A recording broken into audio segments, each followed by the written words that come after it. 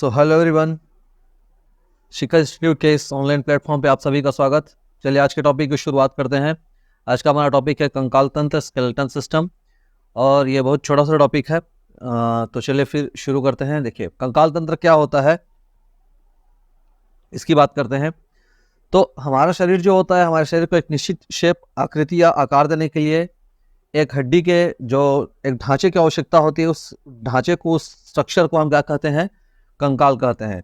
तो एक निश्चित आकृति और आकार प्रदान करने के लिए जिस ढांचे की आवश्यकता होती है वह ढांचा क्या कहलाता है, कंकाल तंत्र कहलाता है। ठीक है, क्या कहलाता है, इसको कंकाल तंत्र कहते हैं।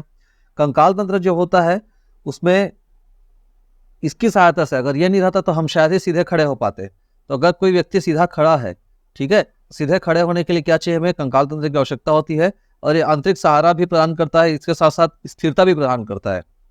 तो स्थिरता प्रदान करने के लिए, सहारा देने के लिए, और साथ साथ गति कराने के लिए, तो इसकी सहायता से मनुष्य जो है या कोई भी जीव जो है वो गति भी करता है। तो गति करने के लिए, स्थिरता प्रदान करने के लिए और सीधा खड़ा रखने के लिए हमें सहायता करता है। इसको हम कंकाल तंत्र कहते हैं। ठीक है, कंकाल तंत्र का जो अध्ययन है वो क्या कहलाता है, तो कंकाल तंत्र का जो अध्ययन है वो कहलाता है ऑस्टियोलॉजी। कंकाल तंत्र का जो अध्ययन है इसको कहते हैं ऑस्टियोलॉजी। कंकाल तंत्र के बारे में अध्ययन करना कहलाता है ऑस्टियोलॉजी। ठीक है, हड्डियों के ऊपर में मांसपेशियां होती है। देखिए एक तो ये हो गई, दूसरी नंबर चीज, हड्डियों के ऊपर में मांसपेशियां होती है। उस मांसपेशियों के कारण ही हम अपनी हड्डियों को क्या कर सकते हैं, हिला डुला सकते हैं। तो हड्डियों का हिलना डुलना या जो मूवमेंट है वो मसल्स के कारण ही मतलब हड्डियां जो है, हड्डियों को मूवमेंट कराने के लिए, भैया हम अगर चाहेंगे किसी भी डायरेक्शन में मूवमेंट कराना, लेफ्ट राइट अप डाउन कहीं पे भी, तो मांसपेशियां होती है। उस मांसपेशियों की सहायता से हम हड्डियों को मूवमेंट करा सकते हैं। ठीक है, ये बात हो जाती है। तो अगर हम मांसपेशी की बात करें तो हमारे शरीर में, एक मनुष्य के शरीर में लगभग 639 मांसपेशियां पाई जाती है। एक स्वस्थ मनुष्य के शरीर में 639 मांसपेशियां पाई जाती है।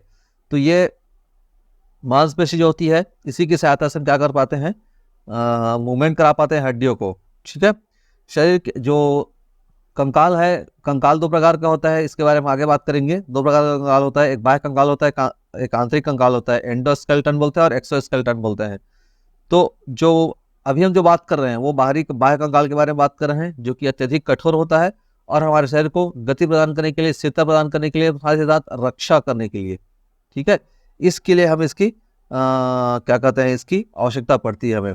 चलिए देखिए, यहाँ पर ये मांसपेशी की बात हो रही है, मांसपेशी, कंकाल और इसके ऊपर स्किन जो होती है वो। तो ये एक स्ट्रक्चर है, ये एक स्ट्रक्चर है और ये एक स्ट्रक्चर है। ठीक है, ये समझ लीजिए पूरा त्वचा के साथ कवर्ड है। ये मांसपेशी को यहाँ पे शो किया गया है और यहाँ पे विदाउट मांसपेशी, विदाउट मसल्स, यहाँ पे बोन्स को शो किया गया है। ये इस प्रकार से स्केलेटन सिस्टम होता है। हमारा कंकाल पूरा तंत्र होता है, पूरे शरीर की सारी हड्डियां जो है वो हड्डियां मिल करके क्या करते हैं, कंकाल तंत्र बनाते हैं। इन शॉर्ट अगर समझें तो हम कह सकते हैं कि ग्रुप ऑफ बोन्स जो होता है, ठीक है, इन शॉर्ट अगर चाहें तो ग्रुप ऑफ बोन्स, ये क्या कहलाएगा, स्केलेटन सिस्टम कहलाएगा। इसी को स्केलेटन कहेंगे, हड्डियों के समूह को हम स्केलेटन कहते हैं। ठीक है, चलिए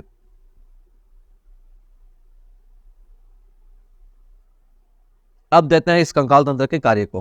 कंकाल तंत्र क्या काम करता है, तो कंकाल तंत्र शरीर को मजबूत और आकार प्रदान करता है।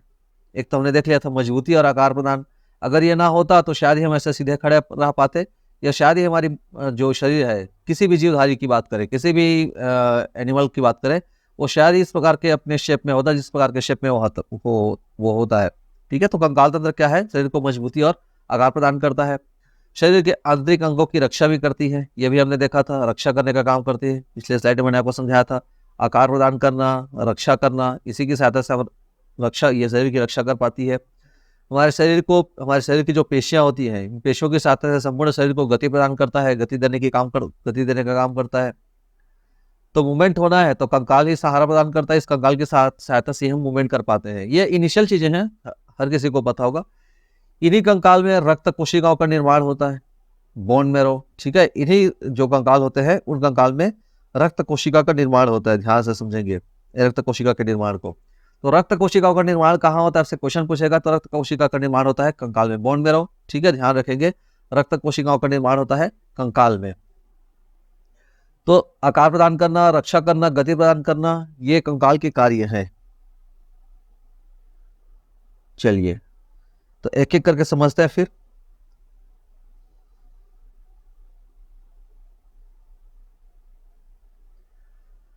अभी देखिए समझते हैं टेंडन और लिगामेंट को। ठीक है, टेंडन और लिगामेंट क्या होता है।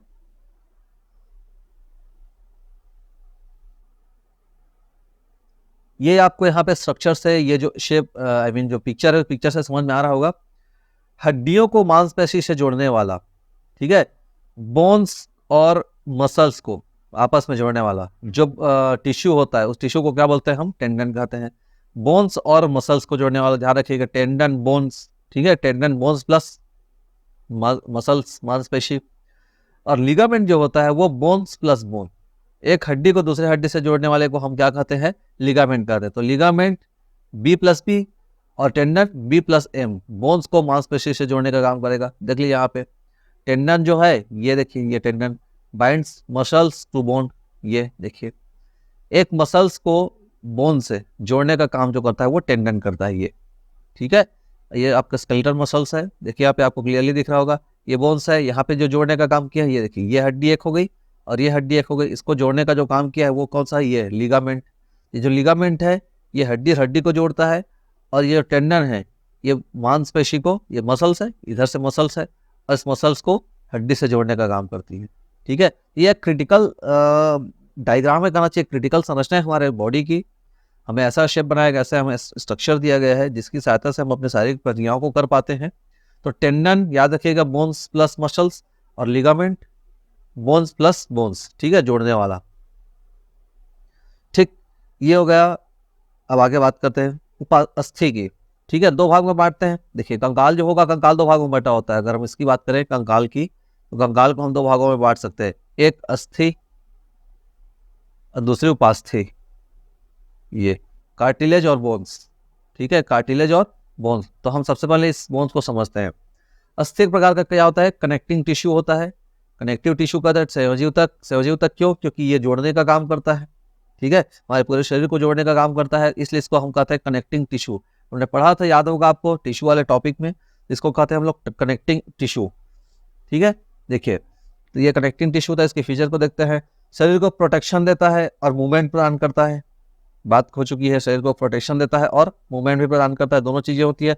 साथ ही साथ WBC और RBC जो मैंने बात की थी पिछले स्लाइड में, रक्त का जो निर्माण है, रक्त कोशिका का जो निर्माण है, वह रक्त कोशिका का निर्माण यही होता है। रक्त कोशिका को फॉर्मेशन करने का काम अस्थि में ही होता है, अस्थि में इसकी फॉर्मेशन की जाती है। रक्त कोशिका जो होती है, आपसे पूछेगा कि रक्त कहाँ बनता है, तो बोन मैरो, ठीक है, जो है वो अस्थि में, अस्थि के भीतर में बनती है। बोन्स अपने अंदर मिनरल्स को स्टोर करके रखती है। बोन्स जो होती है अपने अंदर में मिनरल्स को स्टोर करके रखती है, अर्थात जो भी हमारे शरीर के खनिज पदार्थ होते हैं और खनिज तत्व जो हैं, जरूरी पोषक तत्व जो हैं, उन सबको स्टोर करने का काम करती है बोन्स अपने अंदर में। ध्यान समझेंगे बोन्स को, ठीक है। ये हमारा बोन्स की हम बात कर रहे हैं।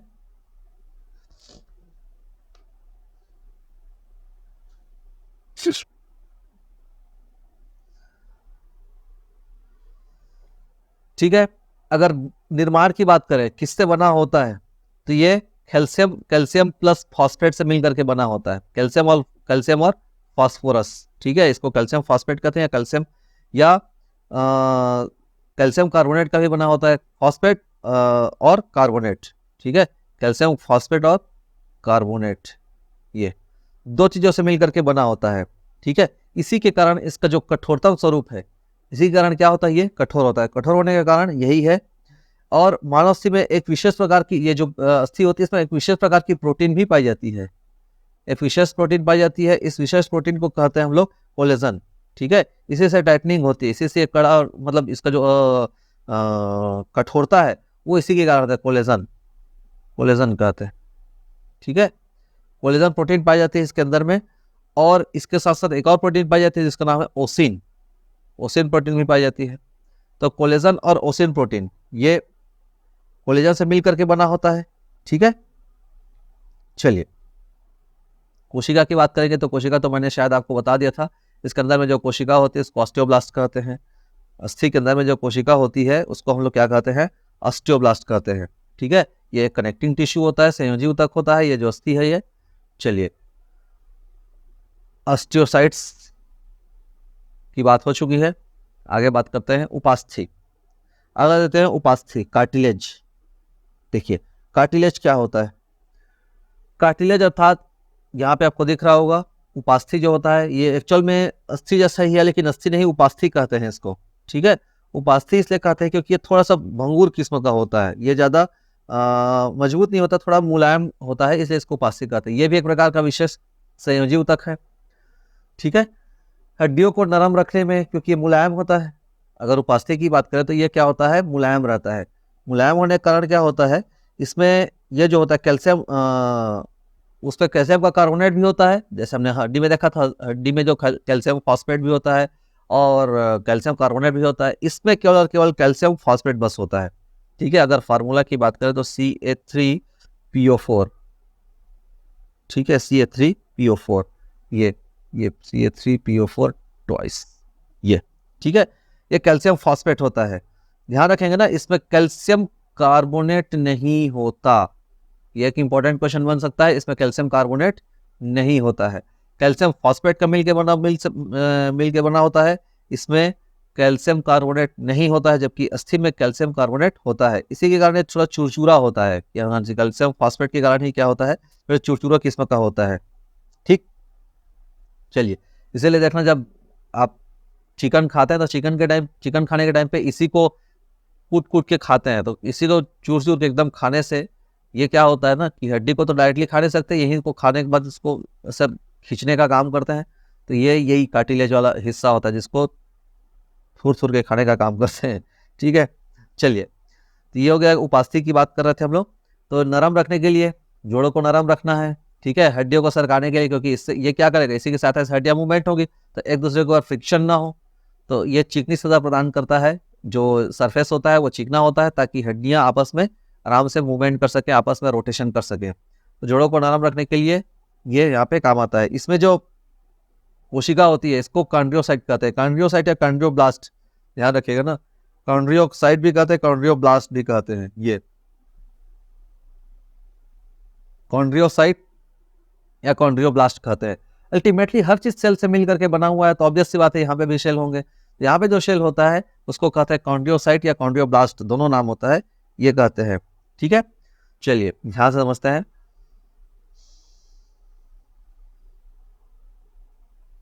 देखिए यहाँ पे अस्थि की बात कर रहे थे, जो वयस्क होता है, जो वयस्क मनुष्य होते हैं, उस वयस्क मनुष्य के शरीर में 206 हड्डियां पाई जाती हैं, और वहीं पे अगर हम नवजात शिशु की बात करें तो उसके शरीर में 300 प्लस हड्डियां पाई जाती है।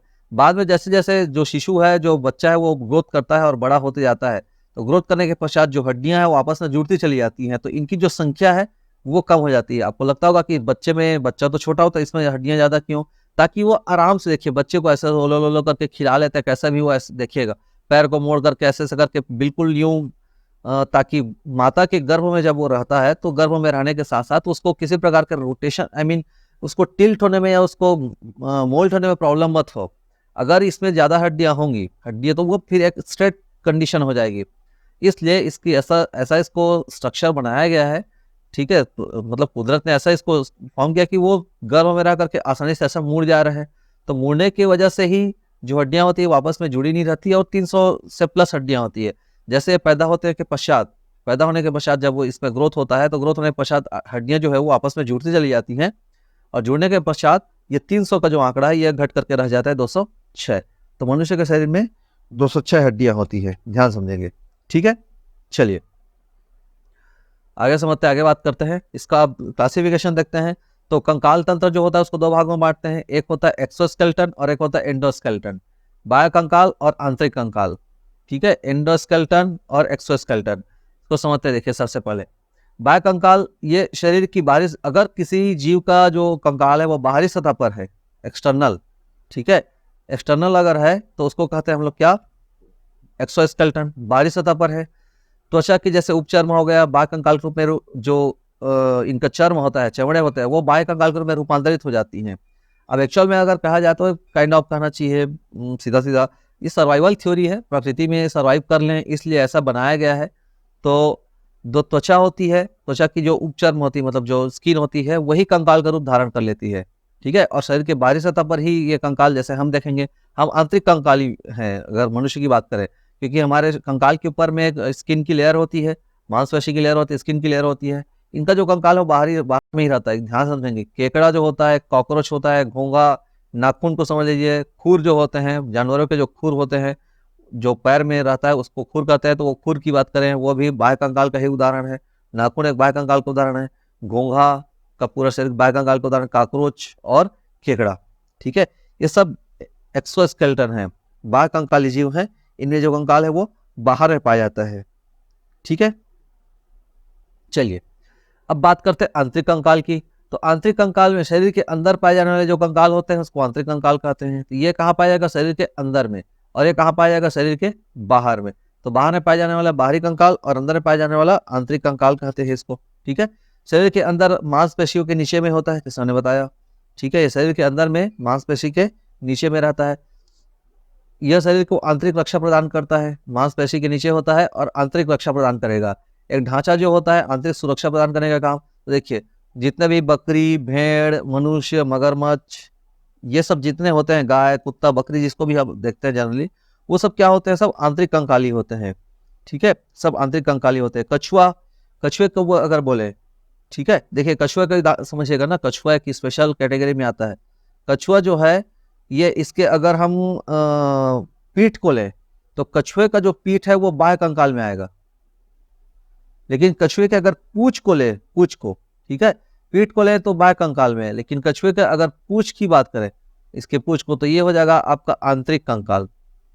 ये एक इंपॉर्टेंट क्वेश्चन हो सकता है। कछुए की पीठ की बात करें तो बाह्य कंकाल, पूंछ की बात करें तो आंतरिक कंकाल कहलाता है। ठीक है, चलिए आगे बात करते हैं। तो आंतरिक और बाह्य कंकाल आपको समझ में आ गया होगा। कार्टिलेज भी समझ में आ गया होगा। उपास्थि अस्थि आपने समझ लिया होगा। उपास्थि अस्थि किसको कहते हैं? उपास्थि जो होता है थोड़ी चुरचुरा और कमजोर होगी, अस्थि जो है वो मजबूत होती है। चलिए आगे समझते हैं। अब देखते हैं इसको जब इस क्लासिफिकेशन करेंगे, मानव शरीर का जो कंकाल तंत्र है इसका अगर हम क्लासिफिकेशन करेंगे तो इसको दो भागों में बांटते हैं। एक कहलाएगा अक्षीय कंकाल, एक्सियल, अक्षीय, ठीक है, और एक कहलाएगा अनुबंधी, अपेंडिकुलर।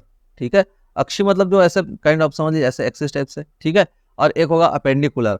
तो अक्षीय जो होगा वो अक्षीय 80 याद रखेंगे, अक्षीय 80 ऐसे अ को मिला लेंगे, अक्षीय 80।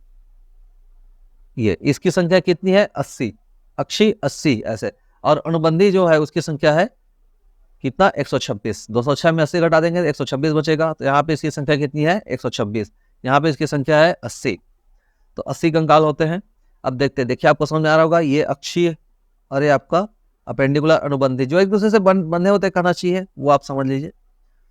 चलिए सबसे पहले देखते हैं एक्सियल स्केलेटन जो होता है, अक्षीय कंकाल। ठीक है, तो यहाँ पे हेड की हम बात कर रहे हैं। सबसे पहले हेड में कितनी हड्डियां होती है? तो हेड में हड्डियां होती है 29 बोन्स होते हैं।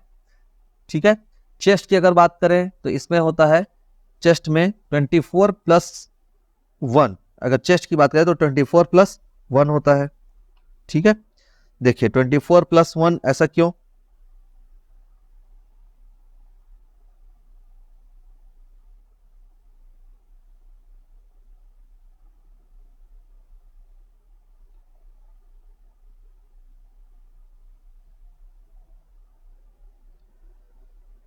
आई थिंक आवाज, हाँ ठीक है, ओके क्लियर है। चलिए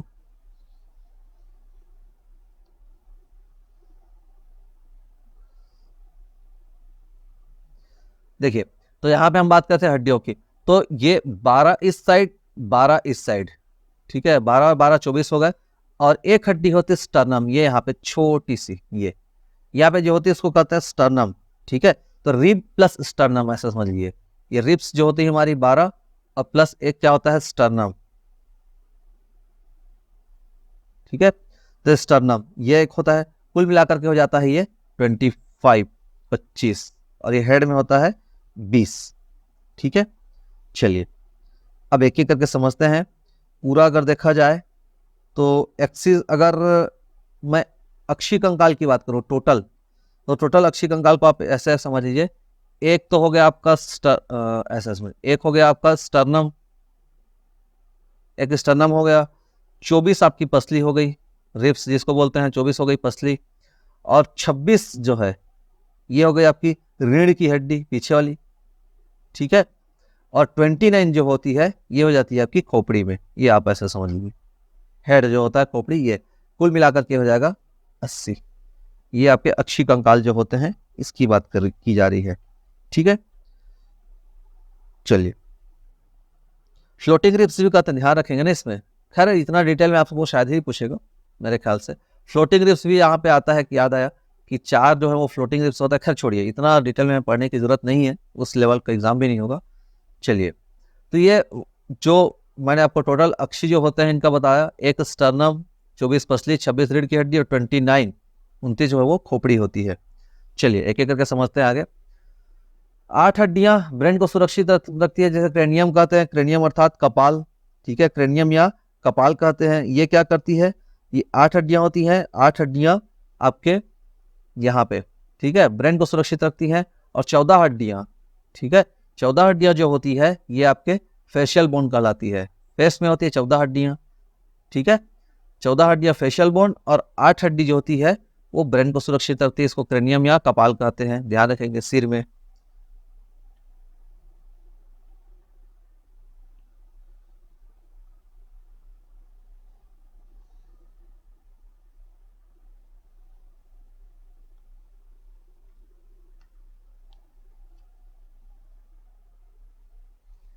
देखिए यहाँ से आप बेहतर अंडरस्टैंडिंग आएंगी। देखिए ये आपका क्रेनियल बोन्स है, ठीक है, देखिए क्रेनियल बोन्स को समझिए। ये पेरिटल, टेम्पोरल, दो होते हैं, दो टेम्पोरल, दो पेरिटल। फ्रंटल जिसको बोलते हैं जो सामने का हिस्सा होता है कपाल, ठीक है, फ्रंटल कहते हैं। स्फेनॉइड, देखिए छोटा सा जो हिस्सा ये स्फेनॉइड कहलाएगा, एक होती है। इथेमॉइड होता है, ये अंदर वाला हिस्सा जो है एक होता है। ये 8 आपके क्रेनियल बोन्स हो गए। तो 1 2 3 4 5 6 7 और ये 8, ठीक है, ये 8 आपके क्रेनियल बोन हो गए। अलग अलग ज्वाइंट है जो आपके अलग अलग कलर दिख रहे होंगे, वो सब है। आपको खैर इतना डिटेल में नहीं पढ़ना है, आप इतना बस जानिए कि 8 क्रेनियल बोन्स होते हैं, बस इतने से काम हो जाएगा, और ज़्यादा डिटेल में नहीं जाने। अगर हम फेशियल बोन्स की बात करें, देखिए फेशियल बोन्स में मैक्सिला, ठीक है, ये आप हमारा जो जबड़े के पास होता है। लेक्रेमल, यहाँ पे छोटा सा ये लेक्रेमल ग्लैंड्स भी होता है, याद रखेंगे, आगे पढ़ेंगे। नेजल, 2 नाक में। पेलेटाइन, 2, ठीक है, ज़ैगोमैटिक होता है। तो इतना भीतर नहीं जाना है, लेकिन आप बस जानिए, इसलिए मैंने आपको बता दिया। और 14 टोटल इनकी संख्या होती है। और अगर क्रेनियल की बात करें तो क्रेनियल की संख्या होती है 8। बस इतने से हमारा काम चल जाएगा। चलिए आगे बात करते हैं ईयर बोन्स की। देखिए ईयर बोन जो होता है, देखिए इतनी छोटी होती है हड्डियां, एकदम छोटी सी होती है। तो ईयर बोन 6 होती है, प्रत्येक कान में 3। इसको आप याद रखेंगे, MIS, मिस, ठीक है, जैसे कान होता है ना, कान में मिस, ऐसे ऐसे याद रखेंगे। तो मेलेसियस, ठीक है, मेलियस, इनकस और स्टेपिस। मेलियस, इनकस और स्टेपिस, ठीक है, मेलियस, इनकस और स्टेपिस, ठीक है, मेलियस, इनकस और स्टेपिस, 3 MIS याद रखेंगे। तो 3 ये MIS की संख्या, एक एक दोनों कान में। तो ये MIS प्रत्येक 2 2 2 2 और 2, और कुल मिलाकर हो जाते हैं 6। सबसे छोटी हड्डी कौन सी होती है बोलेंगी तो स्टेपिस, याद रखेंगे। यहाँ पे होती है एकदम छोटी हड्डी, ये आपको दिख रहा होगा, एकदम सबसे छोटी हड्डी होती है, इसी को कहते हैं स्टेपिस। ये हमारे कान की सबसे छोटी हड्डी होती है। चलिए, मानव शरीर में 12 जोड़ी पसलियां होती हैं। पसलियों की बात करें तो 12 जोड़ी पसलियां होती हैं, और ये पसलियां आपस में अपने आप को जोड़ करके रखती हैं। ये इसके बारे में हमने बात कर ली। चेस्ट बोन जो होता है, ठीक है, टोटल 25 हमने किया। तो 24 + 1, या इसी में अगर देखें तो 12 + 12 + 1, ये 12 जोड़ी और एक स्टर्नम बीच का, ये स्टर्नम है, ठीक है। तो स्टर्नम और पसलियां, ठीक।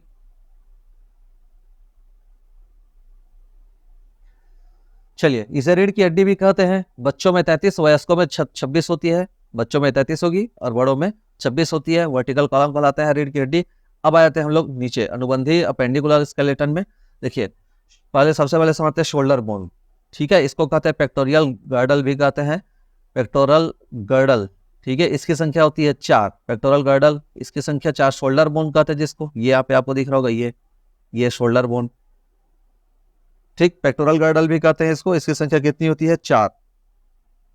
सिर्फ नाम है हड्डियों में इसमें बोन्स वाले टॉपिक में, और कुछ नहीं पढ़ना है आपको। हड्डियों में इसमें बोन्स से सिर्फ और सिर्फ नाम चलता है, और कहाँ कहाँ पे कितनी कितनी हड्डियां होती है, बस इतना ही चलता है, बस कहाँ पे कौन से जोड़ने के लिए क्या है, बस इतना याद रखेंगे। तो जोड़ने वाले मामले में जैसे आपको मैंने बताया था, बोन्स टू बोन्स को जोड़ने के लिए ये बोन्स और बोन्स को जोड़ना है, या हड्डी जैसा बोलना चाहिए, बोन्स प्लस बोन्स, इसको जोड़ने के लिए क्या आएगा हमारे पास, लीगामेंट, ठीक है। और मसल्स को बोन से जोड़ना हो तो टेंडन, ये ऐसा ये याद रखेंगे, ठीक है। मांस को मांस से जोड़ना होता है तो सेलेक्सर कहते हैं उसको, खैर इतना डिटेल जाने की जरूरत नहीं है। चलिए, तो अपर और लोअर ये दो प्रकार का होगा। अनुबंधी कंकाल जो होगा अपर और लोअर, अभी हम अपर की बात कर रहे हैं, मतलब यहाँ से जो ऊपर होगा, बैक जो हमारा क्या बोलना चाहिए, कमर है, कमर से ऊपर और कमर से नीचे, ठीक है। तो कमर से ऊपर अपर और कमर से नीचे लोअर कहलाता है। देखिए, तो अब यहाँ पे देखते हैं, एक एक करके समझते हैं। गर्डल, पेक्टोरल गर्डल हो गया। इसके बाद हैंड बोन्स, हैंड बोन्स में दोनों हाथ मिला करके कुल 60 हड्डियां होती है, 60, 30 प्लस 30, 60 हड्डियां होती है। अब देखिए, अब 30 प्लस 30 इसको ऐसे समझिए 30 इंटू 2। चलिए इसको आगे मैं समझाता हूँ, पहले इसको देख लेते हैं। यहाँ पे हिप बोन्स, ठीक है, इसको पेल्विक गर्डल कहते हैं, ये हिप बोन्स कहलाता है, ये वाला हिप बोन्स, ये हिप बोन्स है, ये शोल्डर बोन्स है, हैंड बोन्स हो गया और लेग बोन्स, ठीक है, दोनों पैरों को मिलाकर के कुल 60। तो 30 हाथ में, 30 पैर में, प्रत्येक में ना, तो 30 इंटू 2 यहाँ पे भी हो जाएगा, 30 इंटू 2 इक्वल टू 60 पैर का, और एक पैर का 30 तो दो पैर का 60, यहाँ पे भी एक पैर, एक हाथ का 30 तो दोनों हाथ का दोनों हाथ मिला करके 60, तो ये भी 60 दोनों मिला करके 120 हो जाते हैं, ठीक है। दोनों मिला करके कितने हो जाते हैं, 120 हो जाते हैं। तो ऐसा ही है कहानी, ठीक है। चलिए हाथ को समझते हैं एक एक करके, हाथ में क्या क्या होते हैं। सबसे अच्छा सीरियल से चलते हैं, शोल्डर को सबसे पहले समझते हैं। तो शोल्डर बोन्स, इसको पेक्टोरल गर्डल कहते हैं, अंश मेखला कहते हैं। इसमें शरीर में इसकी जो संख्या होती है वो 4 होती है। देखिए ये 4 इसकी संख्या आपको दिखाई दे रही होगी, यहाँ से ये 1 2 3 4, ठीक। स्केपुला होती है 2, ये स्केपुला है पीछे का, ये स्केपुला, ये आपको दिखाई दे रहा होगा, इसकी संख्या होती है 2। ऐसे छू छू करके देखना है ना, इसको थोड़ा सा डेमोन्स्ट्रेट करके पढ़ना पड़ता है। जब भी आप प्रैक्टिस करें या पढ़ाई करें तो आपको ऐसे डेमोन्स्ट्रेट कर लेना, अपने आप को देख लेना है कि यहाँ पे एक्चुअल में है कि नहीं है। मामला पता चला कि है ही नहीं तो भी गड़बड़ है। तो ये जो क्लेविकल होता है ये 2, और स्केपुला जो होता है ये 2, कुल मिलाकर के कितनी, 4। तो शोल्डर बोन हमारे कितने होते हैं, 4, आपको दिखाई दे रहा होगा, ये 1 2 3 और ये 4।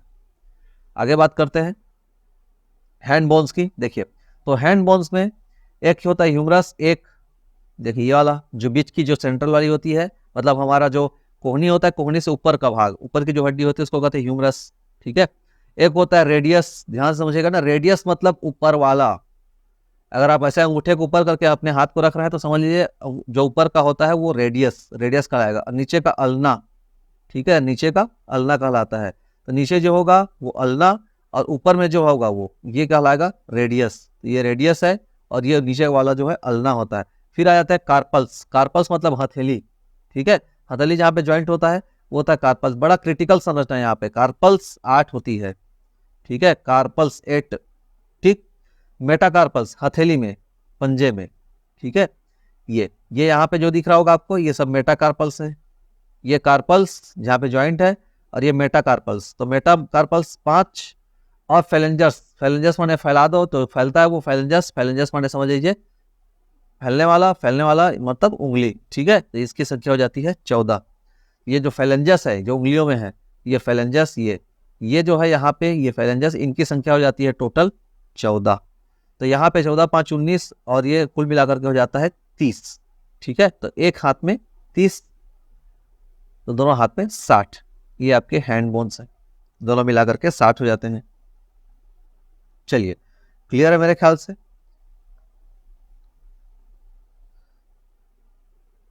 तो याद रखेंगे ना 14 होता है, ठीक है, पड़ जाए किसी के हाथ में, किसी के चेहरे पर तो 14वीं का चांद छप जाता है, ठीक है, ऐसे याद रखेंगे 14 जो हड्डियां होती है वो। चलिए इसके बाद बात करते हैं हिप बोन्स की। जो हिप बोन्स होती है ये इसको अगर हम देखें तो हिप बोन्स, इसको पेल्विक गर्डल कहते हैं। शरीर में इसकी जो संख्या होती है वो 2 होती है पेल्विक गर्डल की, ठीक है, 2 यहाँ पे दिख रहा होगा रेड कलर का, ये एक तरफ और ये एक तरफ, ये आपका पेल्विक गर्डल है, ठीक है। हिप बोन्स जिसको कहते हैं पेल्विक गर्डल, इसकी संख्या होती है 2। फिर आ जाता है अपन लेग बोन्स पे, पैर में। तो मैंने आपको बताया था पैर में भी कितनी हड्डियां होती है, 60। एक की बात 30 इंटू 2, 2 पैर तो 60, ठीक है, एक में 30, देखिए सबसे पहला फीमर, ये हमारे शरीर की सबसे बड़ी हड्डी होती है, सबसे बड़ी हड्डी, और सबसे छोटी स्टेपिस, ठीक है। तो सबसे बड़ी हड्डी होती है फीमर। फिर पटेला, ये देखिए यहाँ पे, ये दिख रहा होगा आपको, ये, ठीक है, ये पटेला कहलाता है। फिर टिबिया, ठीक है, ये देखिए टिबिया, पीछे वाली जो हड्डी होती है उसको टिबिया कहते हैं, ठीक है। पीछे वाली जो हड्डी होती है वो क्या कहलाती है, देखिए ये पटेला समझ में आ रहा है। पैर का पूरा जो भार होता है, पूरा पैर का जो भार होता है वो पटेला पर ही रहता है, ठीक है। तो ये टिबिया, ये पीले कलर की जो दिख रही है वो टिबिया, ये सामने, सॉरी उल्टा बोल रहा था मैंने, टिबिया जो सामने दिख रहा है पीले कलर का वो टिबिया है। अब पीछे फिबुला है, जो पतली दिख रही है, मतलब आपके पैर में जो सामने दिखता है और पैर के जो पीछे है वो समझ लीजिए फिबुला, सामने जो है वो टिबिया। तो ये पीले कलर वाली टिबिया, ये फिबुला, ठीक। फिर आ जाता है टार्सल, जैसे वहां पे हमने देखा था हाथ में कार्पल्स देखा था, ठीक है। कलाई में कार्पल्स बहुत घूमता है, कार्पल्स, और यहाँ पे टार्सल्स, ठीक है, यहाँ पे टार्सल्स, ये आपका टार्सल्स। फिर ये टार्सल, ये ब्लू वाली, ये टार्सल्स है, ठीक। फिर आ जाते हैं नीचे, उसके बाद जो हमने देखा था फेलेंजस, जो हमने देखा था ना फेलेंजस, तो यहाँ पे भी फेलेंजस होंगे। तो यहाँ पे एक और होता है मेटाटार्सल्स, ठीक है, मेटाटार्सल्स, वहाँ पे मेटाकार्पल्स था। हाथ में जैसे भाई हमने देखा था ना हाथ में कार्पल्स और मेटाकार्पल्स था, वैसे यहाँ पे टार्सल्स और मेटाटार्सल्स है। तो टार्सल की संख्या 7 और मेटाटार्सल की संख्या 5, और फेलेंजस जिसको फैलाते हैं, तो फेलेंजस यहाँ पे भी 14 होंगे। तो हाथ और पैर में समान समान हड्डियां होती हैं, 14 हाथ में भी और 14 पैर में भी, ये याद रखेंगे। चलिए, तो ये हो गया पैर की बात, ठीक है। तो याद रखेंगे फेलेंजस 14, मेटाटार्सल 5। चलिए अब बात करते हैं फोरामेन मैग्नम की। मनुष्य की खोपड़ी के नीचे एक छिद्र होता है, देखिए यहाँ पे, ये इसको फोरामेन मैग्नम कहते हैं, जहां से जो स्पाइनल कॉर्ड है वो वही पास होती है। महारंध्र कहते हैं, इसको ध्यान रखेंगे ना, महारंध्र भी कहते हैं और फोरामेन मैग्नम भी कहते हैं। मनुष्य के शरीर की सबसे छोटी हड्डी स्टेपिस, मनुष्य के शरीर की सबसे बड़ी हड्डी फीमर कहलाती है। हड्डियों के जोड़ के पास साइनोवियल फ्लूइड पाया जाता है। देखिए ये एक इंपॉर्टेंट क्वेश्चन बन सकता है, साइनोवियल फ्लूइड कहाँ पाया जाता है। एक तरल पदार्थ है, एक द्रव है, जो हड्डियों को मुड़ने में मदद करता है। बुढ़ापे में जैसे जैसे जाते जाते हैं यही कम होते चला जाता है। साइनोवियल जो फ्लूइड है वो क्या होते चला जाता है, कम होता चला जाता है। तो इसको कहते हैं, हड्डियों के जोड़ के पास जो ज्वाइंट होती है उसमें कौन सा द्रव पाया जाता है, तो साइनोवियल फ्लूइड पाया जाता है, ठीक है। That's it.